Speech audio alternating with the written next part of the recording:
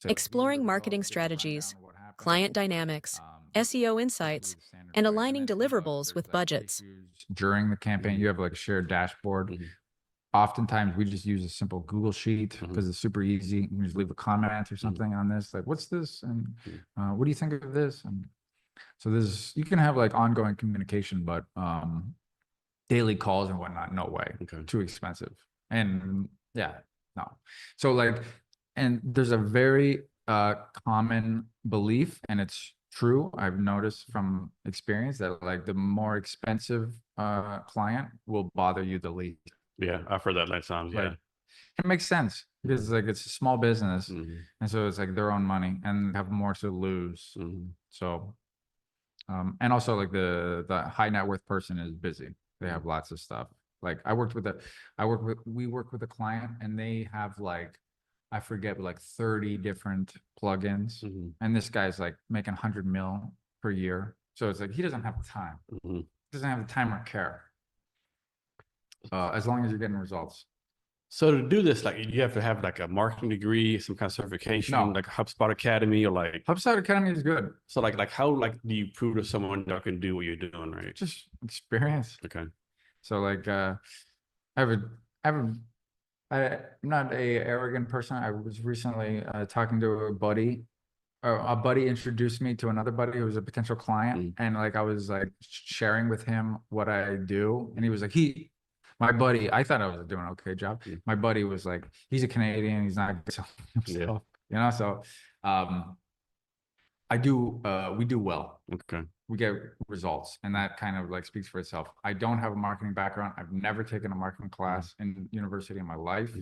But I've done HubSpot inbound marketing, HubSpot email marketing. There's some really good, valuable stuff. And in terms of like SEO, it can take like years to learn, but it's not rocket science. And there are lots of courses out there that are pretty reasonable. SEO notebook, like the thing with SEO is that there's so much trash out there, so much trash advice by like scammers, you know, like, or people like trying to sell a course based on information that's old, that's outdated, doesn't work anymore, and just like trying to make a quick buck, not caring whether or not the person on the receiving end gets any benefit out of it. And so that's very prevalent. So you have to be very careful who you follow in SEO. But there is a guy in particular who created a course called SEO Blueprint, and it's this guy is top quality SEO. So how does a small business owner, someone starting to decide what agencies to hire? I know, like in the Seattle area where I'm from, there's like literally hundreds of marketing, social media, you know, content marketers, whatever. Like, how do you like decide? I don't know.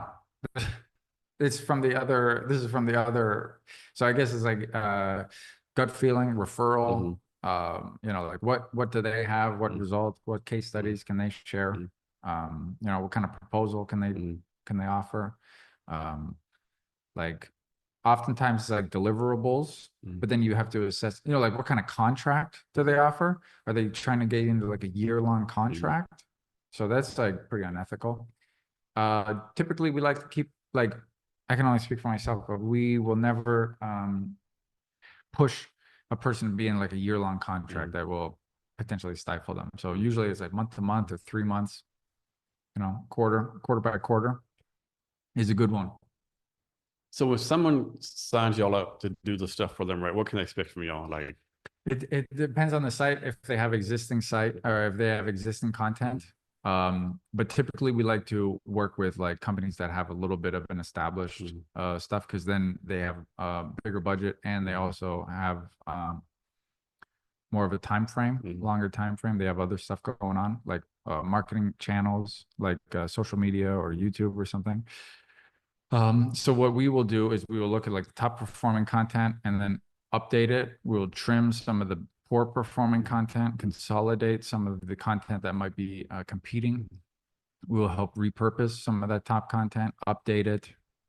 We have a super extensive, like 22 step updating process that typically takes, like, averages around like 5 hours per page.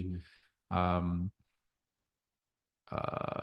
we talk with the internal sales team, like what is the most profitable service that you offer, and who's like your best customers? Like who's your like what is the patterns of the customer base that you enjoy working with, and what are your most profitable services? And then we will prioritize that for content. So if you don't like, sometimes people don't even have necessarily that like specific page on their site, this service that's like the most profitable. It would be like an offshoot. And so make sure that you have like a specific service page, and then you have lots of supporting content about that, and all linked together. So how you do this, right? Like, suppose you have a customer, right? And you recommend they do 10 things, and they do none of them, right? It's normal. Okay.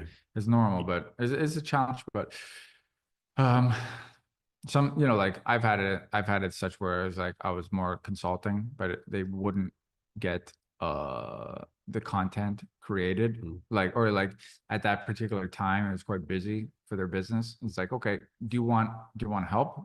Like sometimes you can offer help, upsell, or even in good faith, good gesture, you know, like and then like, how do y'all figure out your pricing? Like, don't tell me the deal. So like, how do y'all figure your pricing for a customer? Is like, depends on like how much work they want, what they need. If it's like content updates, then we can like have a set number of deliverables. Like we will update this number of pages per month. First, you need to do an audit of all their content. So generally that would, depends on the size of the site, but you can like go through every single page on their site. If it's like an e-commerce site, that's millions of pages. So I've luckily never experienced that myself, but